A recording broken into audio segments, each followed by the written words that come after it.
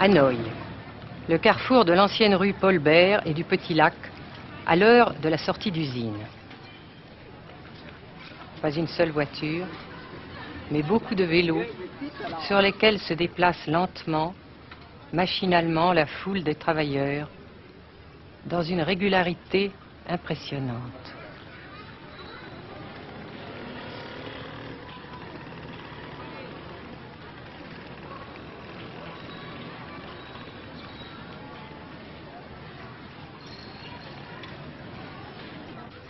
La sensation que ce pays est anormal ne nous a pas quittés au Nord-Vietnam.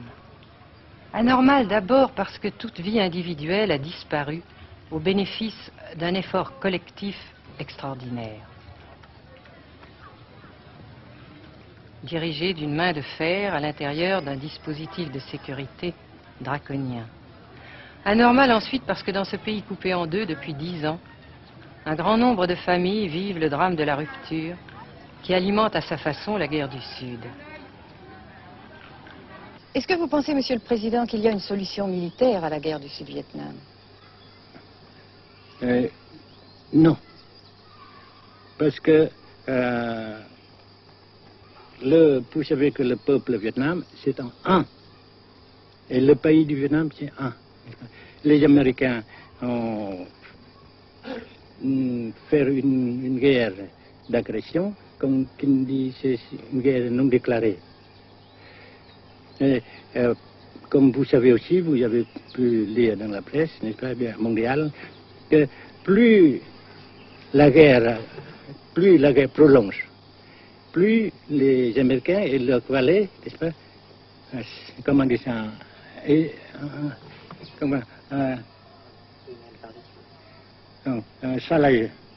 s'enliser, et plus ils supportent des échecs, comme vous savez récemment, n'est-ce pas? Par conséquent, la guerre ne peut pas durer éternellement. Et je suis très heureux que les politiciens haut placés français ont reconnu cela. Vous pensez que le général de Gaulle pourrait en quelque sorte, à un certain moment, arbitrer le conflit? Arbitrer, qu'est-ce que vous comprenez par le mot arbitraire? Nous ne sommes pas des équipes de football. Mais au-delà des accords de Genève, si je ne me trompe, une idée du général de Gaulle est la neutralisation de tout le sud-est asiatique. Est-ce que c'est une idée qui vous semble intéressante? Comme j'ai déjà dit quelquefois, c'est une idée intéressante. Mais ça dépend encore une fois de la volonté de ces peuples et la manière comment on procède à réaliser. C'est une grande question, n'est-ce pas? Et je ne peux pas dire que je suis d'accord. Et je ne dis pas que je ne suis pas d'accord, n'est-ce pas? Mais parce que vous dites, par exemple, vous dites fleurs. Fleurs, il y a beaucoup de sortes de fleurs. Il y a des roses, et des blanches, des rouges, etc. Et il y a qui sont bons et d'autres qui ne sont pas bons. Mais on dit fleurs. Monsieur le Président, nous avons constaté avec chagrin qu'au cours de notre voyage au Nord-Vietnam, que l'influence française était devenue à peu près inexistante dans votre pays. Les moins de 25 ans ne comprennent plus du tout le français. Et je me demande si, à votre idée, des rapports peuvent se rétablir tels que la France continue à jouer une sorte de rôle culturel ici. Avec la France, surtout, et avec tous les autres pays. Nous voulons avoir une coopération amicale, culturelle, économique, etc. Mais je suis sûr que vous ne voulez pas avoir, n'est-ce pas, que la France ait l'influence qu'elle avait avant. C'est une autre chose. Naturellement, c'est une autre époque. Mais coopération culturelle, économique, qu'est-ce qu'il y a encore, sportive par exemple, oui. etc., n'est-ce pas, nous le désirons. Si la guerre se cristallise au sud et se poursuit encore pendant quelques années, pensez-vous que l'avenir économique du Nord-Vietnam soit viable? Je suis sûr que c'est non seulement viable, mais ça progresse. Parce que vous avez vu vous-même, vous avez constaté vous-même qu'ici, nous travaillons beaucoup, notre peuple travaille beaucoup, avec abnégation, n'est-ce pas, et avec dévouement, avec enthousiasme. Et d'un côté, nous travaillons pour, comment dirais-je, pour, principalement, n'est-ce pas, de nos propres forces, de nos propres...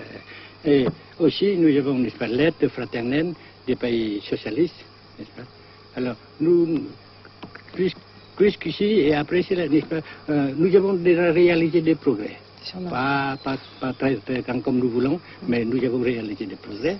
Et dans l'avenir, nous progressons de même. Mais vous mentionnez là l'aide des pays socialistes. Est-ce que cette aide ne s'est pas trouvée légèrement compromise à la suite du conflit idéologique entre la Russie et la Chine?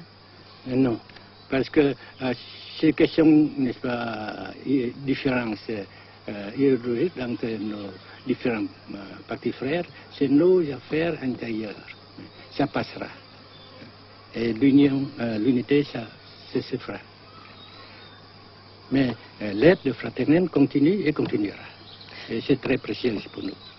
Bien sûr. Mais certains ont l'impression chez nous, Monsieur le Président, que le Nord-Vietnam se trouve actuellement assez isolé, asphyxié même, et que politiquement, il pourra difficilement éviter de devenir une sorte de satellite de la Chine.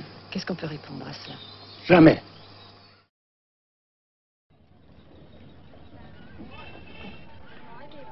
À Hanoï, la vie continue, malgré les alertes, malgré l'évacuation de plus de la moitié des habitants.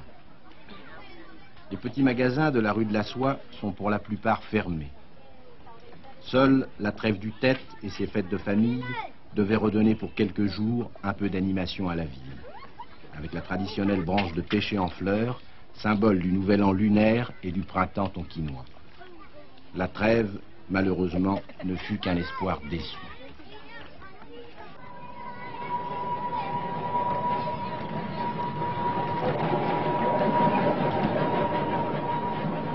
Dans les rues, de grands panneaux de propagande donnent les informations de guerre, les statistiques officielles et quotidiennes des pertes américaines. Selon le gouvernement de la République démocratique du Vietnam, 1631 avions américains auraient été abattus au-dessus du Nord-Vietnam.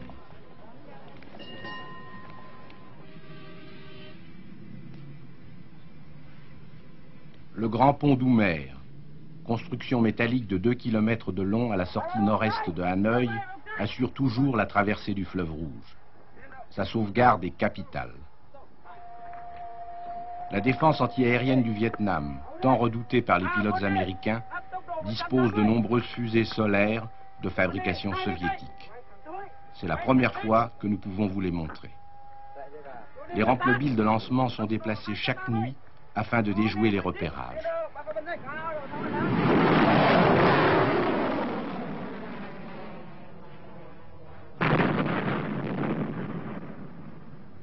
Selon les milieux officiels de Hanoï, 54 avions de l'US Air Force auraient été abattus en 1966 par la seule défense antiaérienne de la capitale.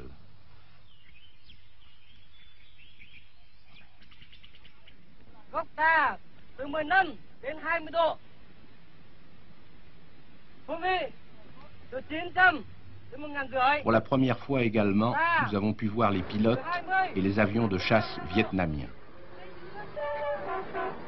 Pour la plupart, leur formation a été assurée en URSS.